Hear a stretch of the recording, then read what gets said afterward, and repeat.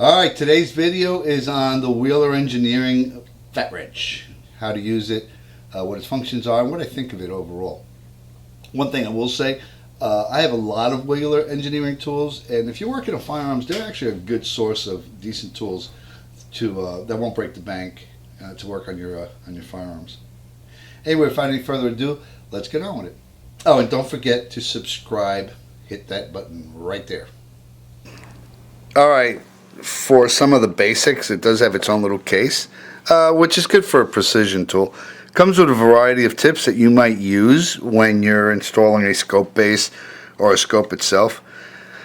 The tool itself is pretty rugged. It's got a nice rubber grip, non-slip grip, and uses a 2032 battery, which lasts a long time. So let me go over some of the functions. First of all, of course, you want to turn it on. And there's two modes to use this. One of them is peak, which is what it's in now. If you can see that right up here. The other one is live. And the difference is that live will constantly adjust what the torque is as you change the pressure on the object that you're trying to torque. Peak will give you a peak. But the neat thing is that both of them will give you an audible indication of when you're close to what you set. And to set it, it's very easy. I've got this set, looks like at 19. Let's put it down to 17. Oh, actually, haha. So, before we go any further, let's check units. Right now, it's on kgcm, which is kilograms a centimeter. That's one unit of measure you might encounter. You can change it to Newton meters, which is another one that's commonly used. However, I'm in the U.S., and inch pounds seems to be my favorite, and probably the favorite of a lot of people that live here in the U.S. with me. I know we're backwards for that. So we can change the number of inch pounds, and I'm going to show you two different methods of how this works. So I'm going to take a big fat tip that's in the kit, and I'm going to use this as a brace. Now, right now it's in live mode, and I've got it set for 17. So what will happen, let's zoom in a little bit.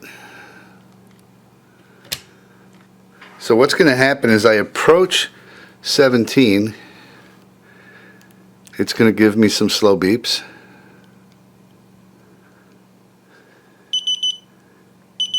And when I hit 17, it's going to lock on.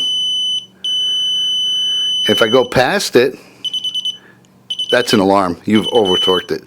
And it does that whether it's in the live mode, which it is in now, or the peak. Now the peak mode is pretty cool because it gives you the same indicators. And you can see that bar going up on the left side. We're getting close. Oop. A little higher than normal, but it's showing me what the peak is. So those are the two modes that this torque wrench uses. Battery changes are simple. It's got this little cover, 2032 battery. I keep a stock of them in hand. One last thing I didn't mention is Wheeler Engineering actually gives you some guidelines on torque specs for scope bases, scope rings. I think the trigger guard that they have on there.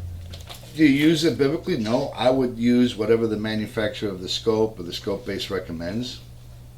However, if they give you no recommendations, it certainly is a good guide to go with. Bottom line, I have one. Should everybody have one? Depends on your use. But if you do work on firearms, I certainly recommend that keep one on hand, and you'll be grateful that you did. But anyway, I hope you've enjoyed this video. If you have, hit share and like, and don't forget to subscribe. Thanks for watching.